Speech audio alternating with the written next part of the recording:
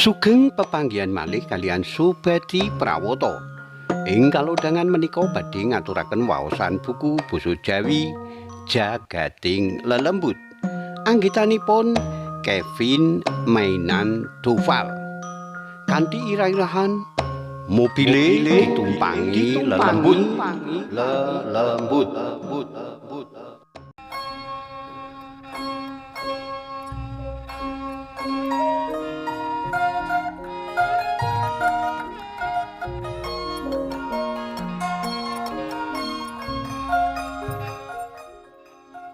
Nalika jaman isih bujang, Sular duweni pegawean minangka buruh sopir. Gaweane ing saben esuk ngeterake sayur kang mengkone kanggo dodolan ana ing pasar. Saben bengi Sular wis lekas njupuki sayur saka petani nganggo mobil pickup duweke juragane.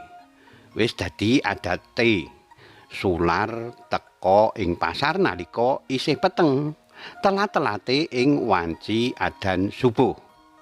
Pancen kaya mangkono laku pegaweane Sular.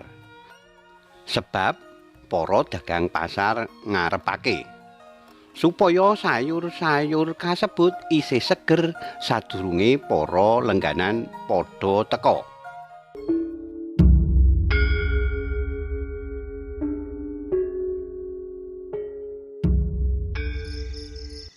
Nalika kuwi jam 11 bengi, Sular miwiti pegaweane.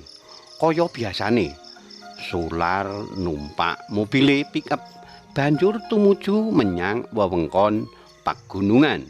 Panggonane para petani padha setor sayur saka asile tetanen.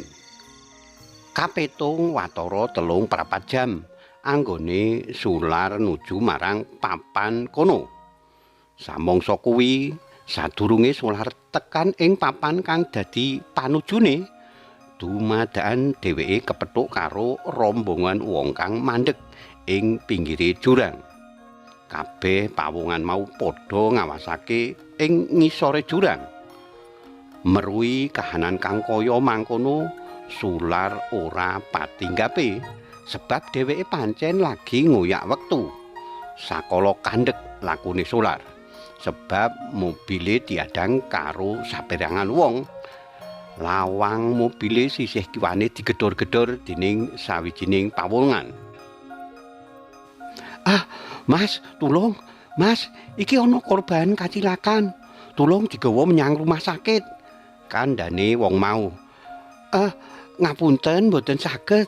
Kula ngoyak wektu, Pak," semaure Sular. "Wah, mesake Mas, iki sing siji isih obah. Yen ngenteni ambulan ndak malah kesuwen. Wis, sampean mau ngeterake wae, mengko langsung bali ora apa-apa," panjaluke wong mau. Ora ngira jebul ing pinggir jurang kono bubar ana tabrakan.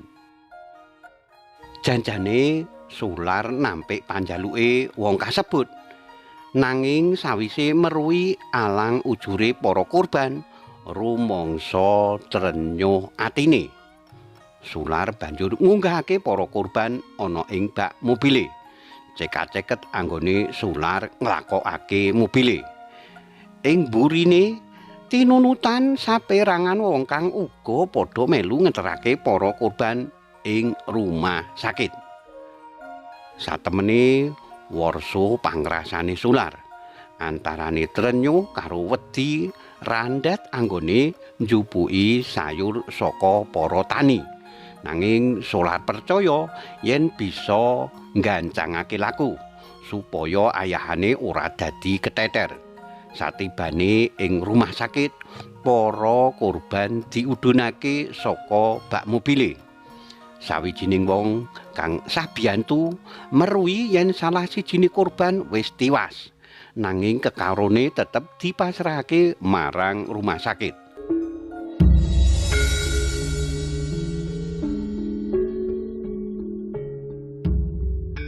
Rampung anggone sabiyantu, banjur Sular pamit kanggo nerusake laku. Age-age Sular nggancangake lakune mobile bali tumuju ing papan pagunungan. Nanging bab kang ora lumrah lagi krasa ing kene. Sular rumangsa yen mobile dadi abot kaya nalika kaluwihan gawan. Senajan dirikatake lakune, nanging tetep ora bisa banter playune. Ing sadawane dalan dumadakan kithoke Sular mengkorok. Rumangsa kaya ana lelembut kang mapan ing bak mobile. Nadyan satemene rumangsa wedi, nanging dheweke tetep kudu enggal tumeka ing wewengkon para petani. Setibane ing papan pagunungan ora kanyono, Sular diwenehi pitakon karo sawijining petani. "Piye, Mas? Mobilmu mau wis kok kumbah apa durung? Sampeyan nggawa saka ngendi kuwi? Loh, Pak, tegese pripun? Nggih kados adate to. Kula saking omah mawon." Wangsulane Sular kaget. "Kae lho, Mas, sing tak karepake ki sing kae. Sampeyan nggawa saka ngendi kae mau? Aku mau momot sayur-sayur iki yen mobile sampeyan durung kok resik-resik dhisik," kandhani petani karo nuding bak mobile Sular. "Sekedap to, Pak. Kula kok bingung kalih karep sampeyan. Wong kula mriki mawon mboten ngemot napa-napa lho, Pak." "Lho, niki kothong to?" semaure Sular greget karo nuduhake bak mobile.